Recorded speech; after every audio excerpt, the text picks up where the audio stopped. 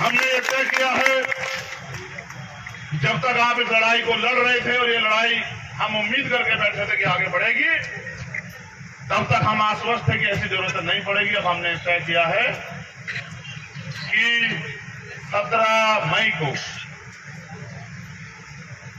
पूरे प्रदेश में हर जिला मुख्यालय पे मध्य प्रदेश में हम लोग आकाश भाई को न्याय दिलाने के लिए और अपनी मांगों को पूरा कराने के लिए क्या करते हैं।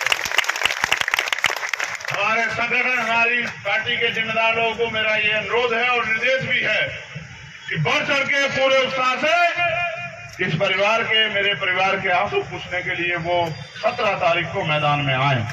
और जिस तरह से उन्होंने पहले समय समय में, चाहे वो 12 फरवरी का भोपाल का आंदोलन हो, इसमें आप लोगों ने बड़ी भूमिका अदा की थी, या कोई और आंदोलन हो, या छतरपुर का आंदोलन हो, इसी तरह से आपको इस आंदोलन की बागडोर भी अपने हाथ में लेनी पड़ेगी।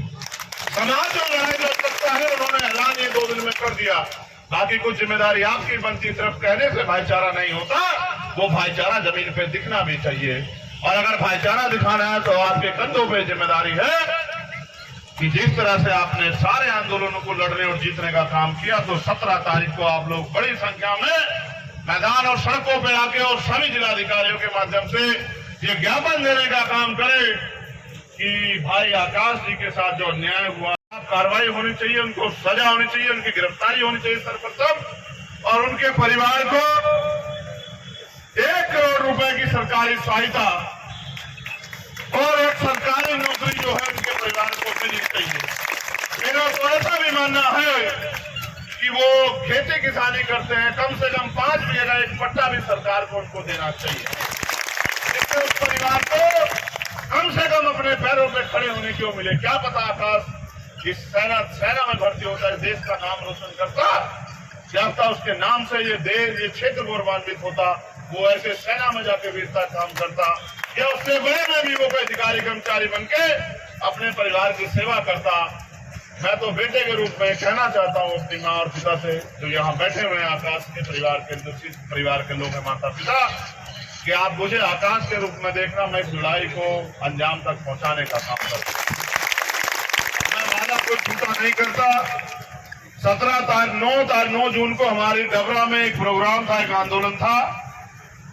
17 मई को जो आंदोलन होगा वो जिला स्तरीय होगा, और 9 जून को हम लोग डबरा में एक बड़ा आंदोलन करके वहां के जिलाधिकारी के माध्यम से भी, मैं खुद उस आंदोलन में रहूंगा, हम लोग पैदल मार्च करके जिलाधिकारी कार्यालय जाके अपना ज्ञापन उनको देने काम करेंगे। और अगर उसके बाद भी सरकार नहीं जागती तो फिर 1 दिन के लिए हम लोग मध्य प्रदेश में बंद बुलाने का काम करेंगे। हमें न्याय और हम अपनी शक्ति पे हमें भरोसा है, और इस संघर्ष समिति की शक्ति पे भी भरोसा है कि वो भी इस लड़ाई में हमारा इस आंदोलन में सहयोग करेंगे। और अगर उन्होंने, सरकार ने हमारी दोनों आंदोलनों के बाद बात नहीं मानी, तो फिर हम समय रख के अपनी मीटिंग बुला के अपने सामान्य नेताओं से बात करके 1 दिवसीय बंद भी जो है वो बुलाने का काम करेंगे। और मीडिया के माध्यम से 2 बहुत महत्वपूर्ण मांगे इस समाज के स्वाभिमान सम्मान की हैं। कई बार मैंने, क्योंकि हम बड़े पैमाने पे हमारे क्षेत्र में इस समाज के लोग बड़े पैमाने पर रहते हैं और इस भाईचारे के आंदोलन को आगे बढ़ाते हैं, समय समय पे इतिहास के रूप में भी मैं इस लड़ाई को लड़ता रहा। तो यहाँ गुजर सम्राट मीर भोज जी की मूर्ति जो 3 शेड में रखी हुई है, ये इतिहास में पहली बार है किसी महापुरुष की मूर्ति 3 शेड में रखी हुई है। उस 3 शेड से हमारे गौरव की मूर्ति को तत्काल अविलंब जो है वो 3 शेड हटाने का काम जो है सरकार के लोगों को करना चाहिए। उसके साथ साथ गुजर समाज का जो इतिहास है, ऐतिहासिक इतिहास, जो धरोहर है, उसके साथ भी छेड़खानी की जा रही। एक तो छेड़खानी रुकनी चाहिए, और अगर सरकार में दम है, जैसा मुझे नजर नहीं आता, अगर दम है तो वास्तविक गुर्जर समाज के इतिहास को, वास्तविक पिछड़े समाज के इतिहास को, वास्तविक बहुजन महापुरुषों के इतिहास को भी पटल पे लाने की जरूरत है। उसको शिक्षा के क्षेत्र में सिलेबस में लाने की जरूरत है। दुनिया को पता लगना चाहिए और भारत के आने वाली पीढ़ियों को पता लगना चाहिए कि किस समाज का इस देश की, चाहे आजादी की लड़ाई हो या व्यवस्था परिवर्तन की लड़ाई, किस समाज का कितना योगदान है, ये जानकारी भी लोगों तक जानी चाहिए।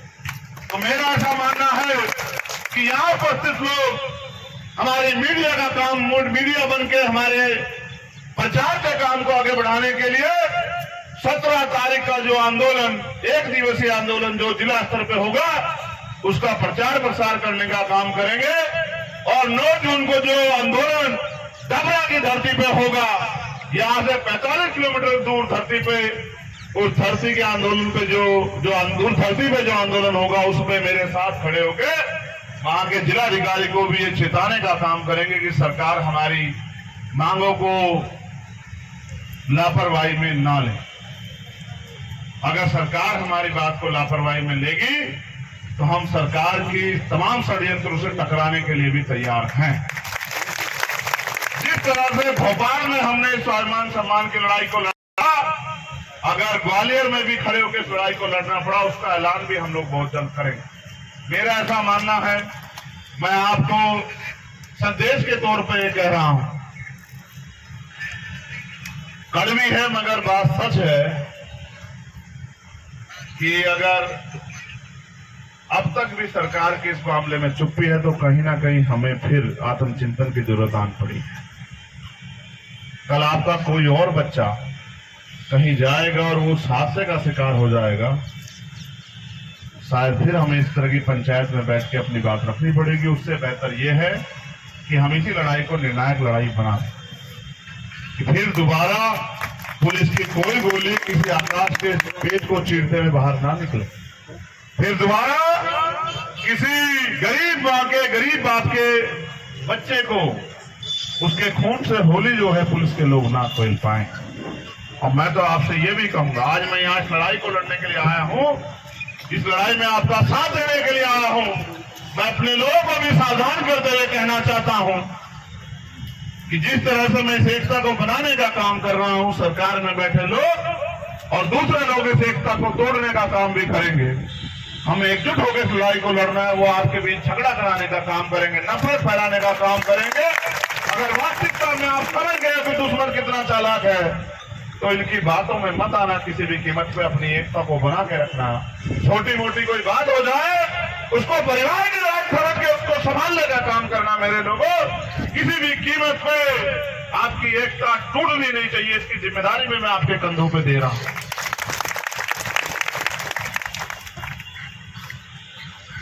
और कई और ऐतिहासिक लड़ाई हमें लड़नी है। एक और कंप्लेंट मुझे मिला है, जहां अशोकनगर में हमारे एक डांगी समाज के युवक को पुलिस की प्रताड़ना से परेशान होकर उसने अपने हाथ पे एक पुलिस के अधिकारी का नाम लिख के और सुसाइड कर लिया और अभी तक कोई कार्रवाई नहीं हुई। मैं फिर कहना चाहता हूं, ये मध्य प्रदेश की धरती है, यहाँ 90% आबादी बहुजन समाज की है, दलित, पिछड़ा, आदिवासी और अल्पसंख्यक समाज। और उनकी हैसियत इतनी है कि अगर वो मर भी जाए तो भी उनके साथ न्याय नहीं होता। इसका एक ही मात्र कारण जिम्मेदार है कि आप जागरूक नहीं हैं। ये कहा और यहाँ मध्य प्रदेश में आपको 14% मिलता है।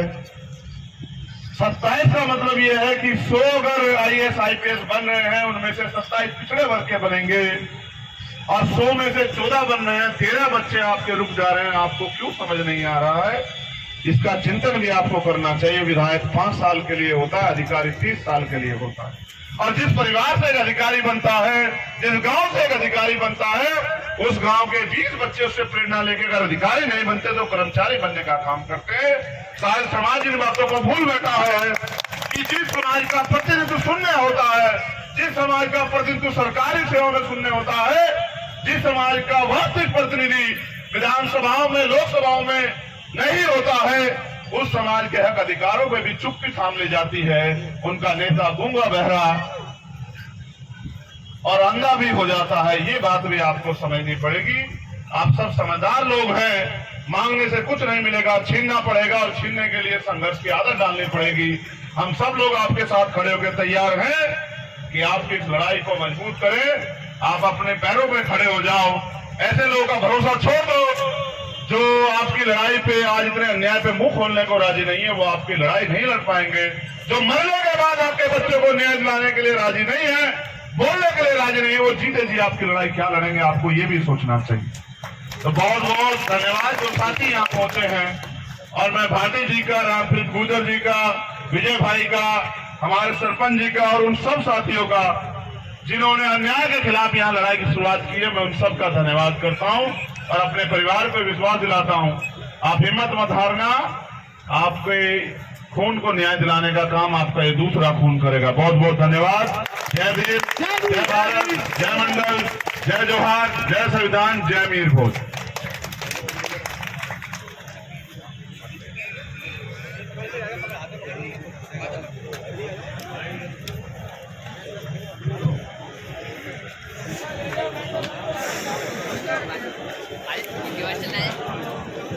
सभी साथी अपना स्थान ग्रहण कर लें। अभी इस जिले के जिलाधिकारी महोदय मांग पत्र के लिए हमारे राष्ट्रीय अध्यक्ष जी एडवोकेट चंद्रशेखर आजाद जी द्वारा जिले के जिलाधिकारी को भाई आकाश गुर्जर को न्याय दिलाने के लिए मांग पत्र और ये ज्ञापन दिया जाएगा। तो सभी साथी अभी अपना अपना स्थान पर बैठे रहे। जो साथी खड़े हुए ये अपनी कुर्सियों पे और अपना स्थान ले लें।